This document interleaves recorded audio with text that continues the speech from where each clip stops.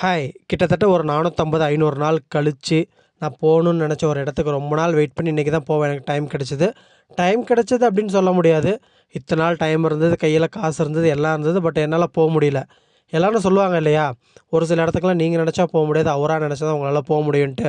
அதே மாரி தான் இன்னைக்கு நாங்க அந்த இடத்துக்கு ஃபைனலா ரீச் ஆயிட்டோம். நாங்க எங்க போனோம் அப்படின்னு பார்த்தீங்கன்னா, பழனி தான் முருகன பார்க்கறதுக்கு தான். ரொம்ப சந்தோஷமா இருந்துச்சு. கடைசில இன்னைக்காவது வந்து சேர்ந்தோமே அப்படின்னு சொல்லிட்டு. சரி அங்கேயே குளிச்சுட்டு கிளம்பலாம் அப்படின்னு சொல்லிட்டு வண்டி ஒரு இடத்துல பார்க்கிங் போட்டு அங்கேயே ஃப்ரெஷ் அப்லாம் ஆகி கிளம்பியாச்சு. அந்த ஜேர்னியே ரொம்ப சூப்பரா இருந்துச்சுங்க. கிட்டத்தட்ட ரொம்ப நாள் வெயிட் பண்ணி தவம் இருந்து போற மாரி போயிருந்தோம். ரொம்ப சூப்பராவே இருந்தது. அங்கேயே ஃப்ரெஷ் அப் ஆக வாஷ்ரூம்லாம் குடுத்தாங்க. அதுவும் நல்லா சூப்பராவே இருந்தது. அர்ஜென்ட்டா பிரஷ்லாம் எடுத்துட்டு வரல. கையாலே தான் பல் வெளக்கி குளிச்சுட்டு கிளம்பியாச்சு.